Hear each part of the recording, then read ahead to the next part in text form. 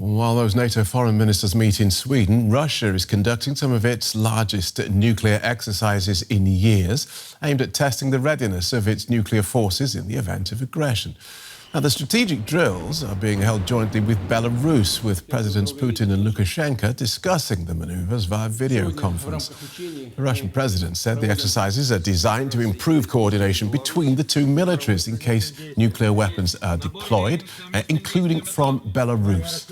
Now, Vladimir Putin stressed the use of nuclear weapons would remain an extreme and exceptional measure to ensure the national security of both countries.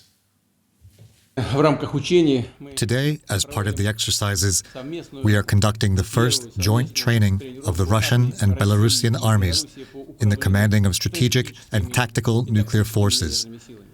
I have already noted, and I will emphasize again, that the use of such weapons, nuclear weapons, is an extreme, exceptional measure to ensure the national security of our states. Let's take a look at this with William Alberque, who's a senior fellow with the Pacific Forum. He's also a former senior NATO official. Welcome back to DW, William. How worried should we be about Russia rehearsing the use of nuclear forces as part of these exercises? Well, Russia rehearses the use of nuclear weapons many times. There's usually one big strategic exercise a year. It's called Grom, which is Russian for storm. But this exercise itself is extraordinary. It involves 64,000 ground troops, more than 7,800 pieces of armor. It involves surface ships, aircraft, and ICBMs, International Continental Ballistic Missiles, submarine-launched ballistic missiles, tactical nuclear weapons. So it's exercising the full suite of Russian conventional and nuclear weapons at the strategic and the tactical level, but also full integration with Belarus, which is something that Russia and Belarus have been working on for the past 5 years and is now coming to full fruition. So I think we should be worried because this shows really Russia is preparing for large-scale war with Belarus on its side against NATO. Right.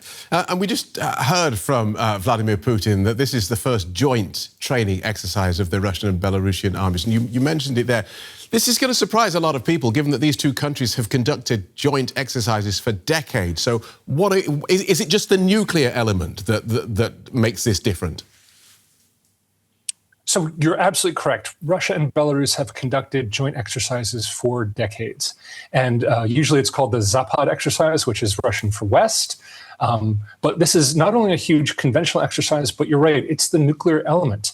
2 years ago, they first exercised a very small exercise. Last year, they did a larger one, but this one is the first one that's coordinated between the heads of state, which shows that Russia is preparing to use strategic nuclear weapons, that is, nuclear weapons that could be used against the United States in addition to a war on Europe. So this is full integration of a war against the United States and NATO with Russia and Belarus with nuclear weapons, and Belarusian forces deploying nuclear weapons on aircraft and missile systems.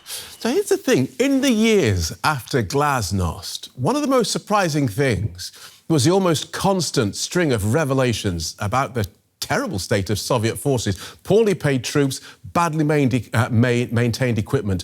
What is your understanding of the current state of readiness of Russia's nuclear arsenal? Right. In the 1990s, I actually worked with Russia to try to improve the security of their nuclear systems because it was so terrible. But since Vladimir Putin took office at the end of 1999, beginning of 2000, he has prioritized, every defense dollar is prioritized towards nuclear forces. The nuclear forces in Russia, they're run by a special unit known as the 12th GUMO. They receive special training, special salaries, housing. They're a breed apart from the rest of the Russian military. So we cannot assume that any story that we've heard about the Russian military not being prepared is also true for their nuclear forces. Their nuclear forces are the pride and joy. They've been funded better. They've been taken care of, recruited, trained better than the rest of the Russian military. So I assume that their nuclear weapons are at the highest levels of readiness. OK, so what we had in the last year was this, I think it was in the last year, this lowering of the threshold for the deployment of nuclear weapons by Russia. President Putin says, despite that, the use of nuclear weapons remains a last resort. So what's your understanding of what a last resort might look like? I think Putin is being very cynical here. One of the reasons they changed their nuclear doctrine over the past several years is because in the Ukraine crisis, Putin wanted to make wild nuclear threats against everyone. NATO allies, United States, Ukraine, anyone. And he found that because Russia's historical nuclear doctrine had been only in the most remote cases, that it didn't sound very credible. So he actually, in doctrine, lowered the threshold. So now for him to be in this particular speech saying that their doctrine is that it's last resort, basically Russia will use nuclear weapons whenever Putin believes that he needs to. And whether that's at the first stage of a crisis, in the middle of a crisis, or to try to end a crisis, it doesn't matter. Their doctrine is now very clear. They will use nuclear weapons whenever Vladimir Putin believes they need to use nuclear weapons. So that concept of a last resort, it's a pretty elastic idea. Okay, I wish I'd asked that at the start of this interview rather than the end. I don't think I'm going to sleep tonight. William Alberque from the Pacific Forum, thank you. Thank you very much.